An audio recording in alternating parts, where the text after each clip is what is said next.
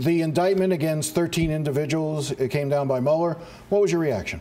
I'm not surprised. I mean, obviously I was aware of being on the Intelligence Committee, but I want to remind everybody that back in October of last year when I was running for re-election and the WikiLeaks stuff was coming out, I would tell everyone, I will not talk about it. I will not talk about Hillary Clinton's emails on WikiLeaks because it is the work of a foreign intelligence agency. So they targeted you. They targeted you and they targeted Ted Cruz during your presidential campaign to knock you down and promote Donald Trump. But yes, but beyond that, I would just say that I don't believe that we should be a country that allows people, other countries, to interfere in our elections. And I've gone further. I have filed a bill with Senator Van Hollen that's called the Deter Act, and it puts in place pre-existing retaliation for what happens to a country if they interfere in our elections. And we hope that this will be an impetus to pass that bill. Does it frustrate you? Does it anger you that you were a target?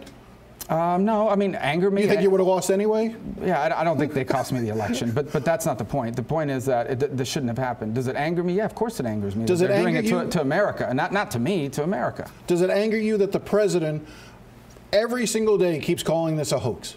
Well, I strongly disagree with him. I've told him. Did you came down on Air Force One with him, to Florida. Did you talk about this at all? No, he basically said to me what he has said publicly, and that is that it proves that there was no collusion. And isn't there something sad about the fact that he looked at that indictment and saw it through a prism of himself, what it meant for him personally, not for the nation overall? And so I'm not defending his views because I disagree with him on whether Russia interfered or not, and I've disagreed with him from the very beginning on that part.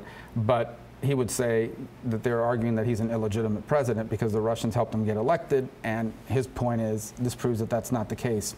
That's never been the issue for me. The issue for me is how can we allow an evil Vladimir Putin to be interfering in American elections on behalf of anybody, and there should be a punishment for that.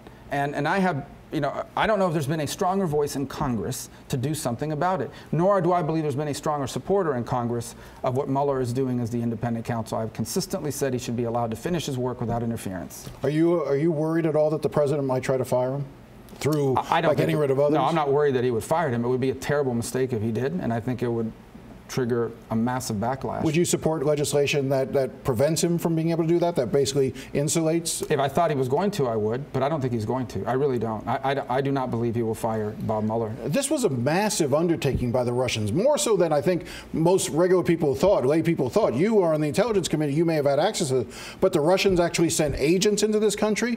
They spent $1.5 million a month during this process. I want to be careful what I say, but because some of it remains classified, but the indictment is just the tip of the iceberg. Their involvement is not just larger than that, it's ongoing. It's happening right now.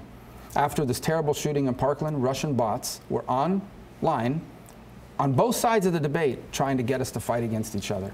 They're on there right now. As we speak, they're on there right now on a daily basis. Can anything be done about that? Should we be doing something more when it relates to Twitter, Facebook? Should Facebook start being regulated? Well, I don't, maybe regulated, but in the short term, they should certainly be more aware of it. But ultimately, we should all be more aware of it. I mean, if you read something online that sounds crazy, it probably is. And there's a lot of that out there. We have become a nation vulnerable to conspiracy theories on the left and on the right. And at some point, part of the problem is everyone's getting their news from a source that tells them that they're right. Okay, so if you're a conservative, you get your source from this place. If you're a liberal, you get your source from your news from that place. So we are constantly being told that we're right, and we're not being challenged in those views. So that's on us as people to kind of try to understand the other side of arguments. But we have another problem in politics. It is the only endeavor in America where changing your mind is a mortal sin.